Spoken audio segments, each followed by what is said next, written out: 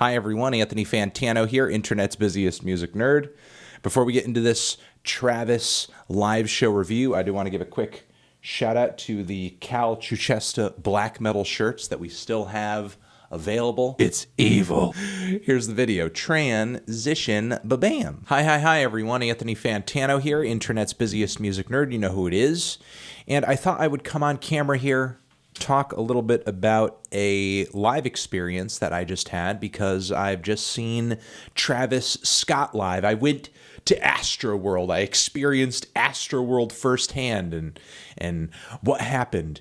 Did I like it? Was it a great show? Was it terrible? Blah, blah, blah, blah, blah. I'll say going into this performance, I was a little hesitant. I was kind of skeptical because, you know, I've seen a lot of recent performances from hip-hop artists who are of this new millennial wave. There's definitely a performative aspect that is missing in some cases, where you might have some rappers come out and their DJ isn't that good, and basically all they do is just posture on stage while the DJ plays short bits of their studio cuts, and they're barely even rapping on the stage or singing or anything.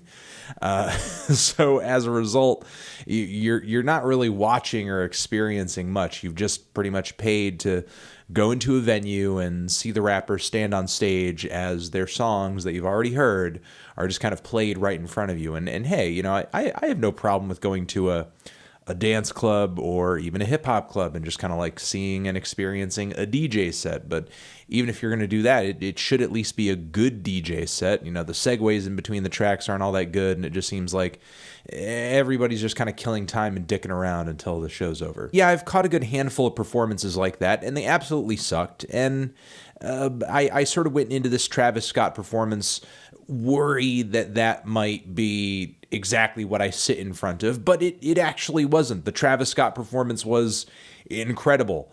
To kick off the night, Travis Scott had Sheck Wes open, and he was actually pretty good, even though it was pretty much just him and his DJ and a little screen behind him just kind of playing a video on loop. It was actually pretty cool. Sheck Wes came through with a very brutal, dark, direct, blunt, nasty energy, and, you know, just kind of got the crowd really hyped up. I would say it was the polar opposite of the energy that Travis brought to the table, which was a lot more just trippy and I guess a little brighter and more lush and a bit more psychedelic and surreal. Where Sheck Wes was like right there in front of your face, yelling in your face, doing crazy dance moves, constantly alternating between just being hilarious but then being explosive and aggressive. Even though the dude's lyrics are not particularly substantive, nor are his flows all that busy or anything, he did not take the easy way out with his DJ on these songs. He actually rapped through pretty much every single track, and he had his DJ provide him numerous bits of space so he could literally go a cappella on these flows and on these songs with his verses and his choruses. And, you know, I guess it sort of got the crowd even more hype after those verses where the beat would actually drop from just being like total silence. He's rapping, keeping the pace up, keeping the energy up, and then bam, beat hits. I don't often hear a lot of these newer rappers just like straight rapping, no instrumental, nothing behind them, and just like keeping the pace up and keeping people interested. So again, even though I was not really blown away by Mudboy as a whole, and I found the record to be a little one-dimensional, he did play some really good highlights from that record. He set the tone for the night really well. Personally, I was going kind of crazy when he was going, "Live Sheck Wes, and I'm dying Sheck Wes. Live Sheck Wes, bitch, I'm dying Sheck Wes." And of course, the entire crowd went absolutely insane when he did Mo Bamba, though he did not play the entire song all the way through. You know, it was really just him kind of going through various bits of these tracks and transitioning really quickly, or just kind of giving people the parts of the songs that they really wanted to hear, I guess. So then there's a bit of an intermission, some setup takes place, and Travis Scott eventually hits the stage after his DJ kind of boots up his booth, which looks like the the cockpit of a spaceship that's glowing to the side of the stage. And you know what I was saying earlier about rappers in this new wave lacking a performative aspect. I think that even when you are rapping through your tracks or you're singing through your tracks and you're there and you're doing your best, There is still something kind of missing for those who have kind of experienced hip hop shows in the past that are a bit more live and in the moment, or even seeing full bands constantly play. And I think Travis Scott knows and understands that, which is why he's sold out so many of these shows.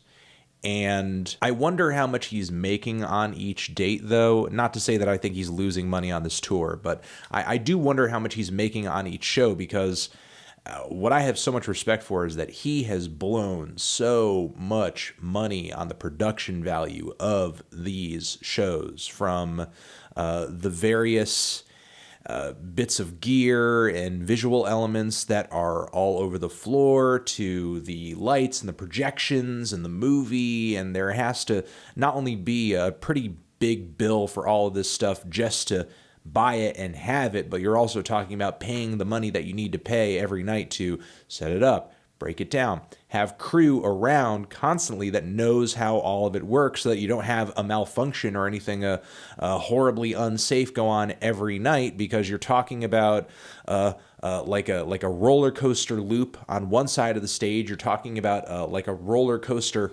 line that sort of goes up and down, going over the entire crowd on the floor, like right through the middle, in the air, which that sort of rises and falls at one point during the performance. And if you don't have people sort of working that properly, that obviously can go really wrong, not only injuring the people on that roller coaster ride, because Travis, hops on this stuff for maybe a song or a half a song, and then immediately after that, at least at the date that I was at, fans were going on the thing. I don't know, exactly how fans were being picked or whatever, but fans were going on these rides as he was performing his songs, which was actually really freaking cool. Not only just, I'm sure, for the people experiencing those rides, but just as someone who's like kind of envisioning it. The dude sort of imagined that his live show was going to be like this surreal, weird theme park from his brain, and he's actually made it happen. So you have these various rides around operating at certain points of the show during certain songs. There are insane lights and lasers and colors flying in every direction during nearly every single track. Travis is really just trying to overload the audience's senses in every possible way with this performance. You also, in between a lot of songs, have these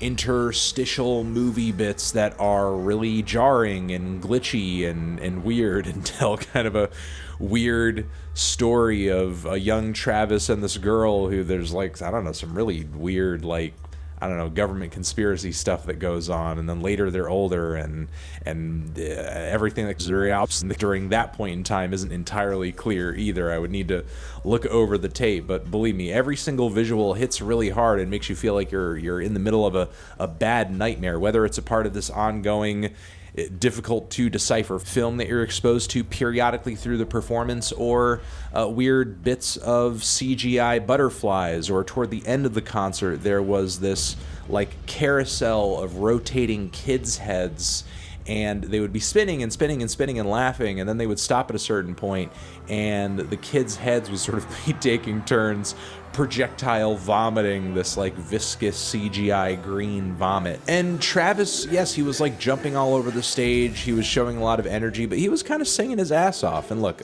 Travis is not the best rapper or the singer in the world, and I think this goes back to the point I was trying to make earlier.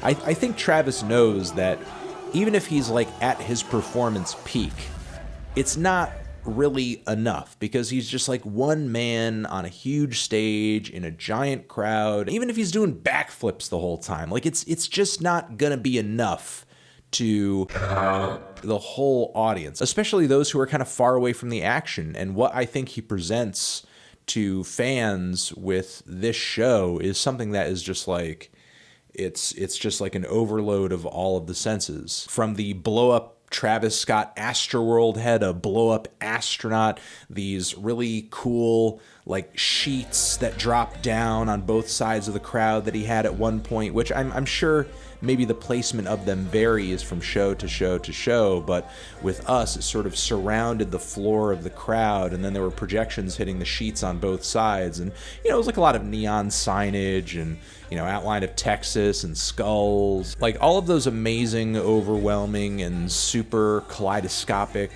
trippy elements of Astroworld are embodied in the visuals in this performance. And I really respect that Travis not only came with a big sound and performed through pretty much every single track that his DJ was throwing at him. He had a pretty tight set, and it was a good mix of tracks from the new record. He threw in some classics and some favorites from Rodeo as well. Fuck the Club Up and 90210 and of course Antidote. I was really happy you played that one. I love that track. There were mosh pits at various points on the floor as well. Of course, everybody was going absolutely insane from the front to the back of the performance, but I'm not really sure what to add outside of this. I mean, I could literally line by line just like discuss every single visual or light or whatever that pops up during the performance, but I feel like that wouldn't really explain the point that I really want to make, and that's that I love that Travis Scott, and again, this really impressed me. I love that Travis Scott was really able to speak through I guess the layout, the production quality of this performance, because again, I feel like he had an idea that wasn't completely explained or told in the Astroworld album itself. I mean, sure, you look at the cover and you listen to some of the lyrics and you see some of the vague theme park themes that pop up here and there, but he really made it come alive during the live show. And that makes me think and wonder, this must be something that he had sort of conceived as a full idea all along, because Astroworld is going to be the album. Astroworld is going to be, the promotional visuals that I put out there. And Astroworld is also going to be, this performance, this live performance. And basically all of these sort of, carnival and theme park themes come full circle during this live performance. And it's like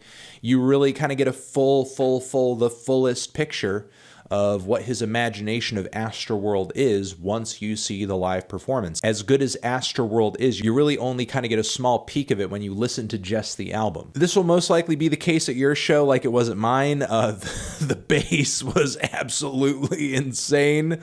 Just like constantly shaking my brain. My ears were popping because of just like the force and the aggression of the frickin' sub bass, just like constantly just like rattling me and probably altering my DNA. I do recommend that you take the time to try to bring some earplugs. You do not want to have your ears ringing the next day because it really is that loud. I know that a lot of these newer records, because they are so bass intensive, they don't seem like that aggressive on your ears. Not a whole lot of distortion, not a whole lot of screaming or anything like that, but the auto-tune during the show was incredibly loud. There were some synth lines and stuff like that that are pretty blaring and ear-piercing. So, again, if you don't want ringing in your ears or whooshing in your ears the next day, definitely bring some earplugs. Having them in is not going to ruin your time. You're still going to be able to hear the music, and most importantly, you will be able to feel it, and even most importantly, you'll be able to see and experience all the insanity of the production that Travis has pulled together for this performance. So I'm going to leave it at that. That was pretty much my experience seeing Travis Scott play at the XL Center over in Hartford on March 9th, 2019. Thought it was a really good show. Very happy I went. Very pleased, and honestly, very psyched to maybe see him again someday in the future when he drops another record and has another tour and album cycle. So there you go. Thank you very much for watching. If you guys have been to one of Travis Scott's shows, do leave your experience in the comments as well. What you saw, what you loved, what stuck out to you the most. And over here next to my head is another video that you can check out. Hit that up or the link to subscribe to the channel. Anthony Fantano, Travis Scott, live Astroworld forever.